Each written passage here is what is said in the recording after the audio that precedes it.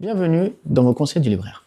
Il y a des figures de l'islam qui sont centrales, qui sont extrêmement importantes et dont tout le monde parle. Des figures sur lesquelles on peut parfois se déchirer. Certains qui vont justement vanter les mérites de tel ou tel savant et d'autres qui vont au contraire apporter une critique très profonde. Et nous, en tant que musulmans qui cherchons la vérité, on ne doit pas se fier juste aux on-dit ou aux informations qui sont rapportées ci et là de manière assez rapide et pas assez sourcée. On doit donc se plonger dans la lecture afin de découvrir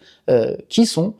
ces grands hommes qui ont défrayé la chronique au point que certains les aiment à l'excès et d'autres les critiquent de manière également excessive. Et parmi donc ces figures centrales, il y a le shir de l'islam, Ibn Taymiyyah, qui est donc une figure essentielle de l'islam, un savant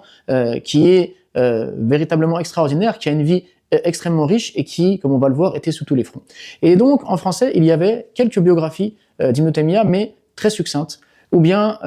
parfaitement apologétiques, et donc qui ne prenaient pas assez de hauteur, peut-être, pour présenter le personnage et montrer, on va dire, l'immensité de sa pensée et l'immensité de son action. Et donc, le shir Abu Zahra, qui est connu pour ses différentes biographies, en particulier sur les 4 imams, nous livre aujourd'hui, en plus de 500 pages, une biographie extrêmement détaillée d'Ibn Taymiyyah. Alors, on va découvrir Ibn Taymiyyah et dans quel contexte il a grandi, comment est-ce qu'il a étudié, et on va dire,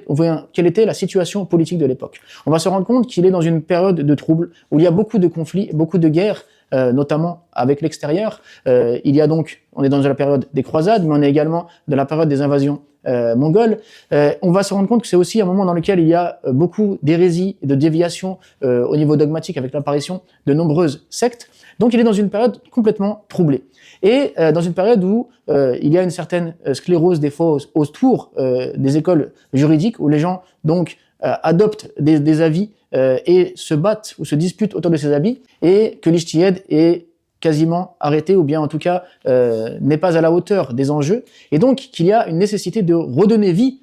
au Coran et à la Sunna, de relancer l'ijtihad et de répondre aux défis immédiats, à savoir justement les invasions extérieures et les hérésies qui se développent à l'intérieur. C'est donc dans ce contexte-là qu'Ibn Taymiyyah va révéler sa capacité intellectuelle, va révéler son intelligence et va montrer qu'il est un homme de tous les combats. Il est autant au front pour défendre les terres musulmanes, il est autant à la rencontre des grands chefs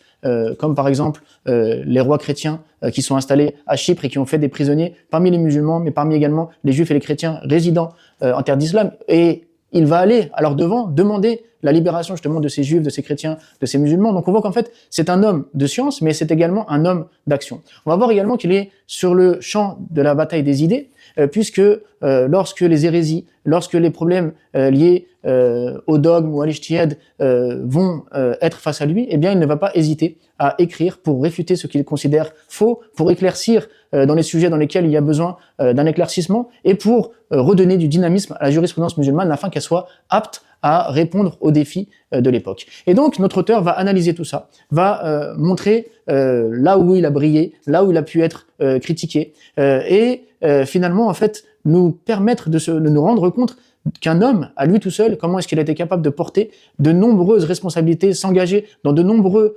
champs d'action et porter la réflexion, que ce soit dans les questions de dogme, dans les questions de jurisprudence, à un très haut niveau. Et donc, c'est une des raisons pour lesquelles on l'appelle justement Shir al-Islam, et pourquoi il est une figure centrale et essentielle dans l'histoire de l'islam, dans l'histoire des idées, et dans l'histoire des grands savants et des grandes personnalités, des grandes figures de notre religion.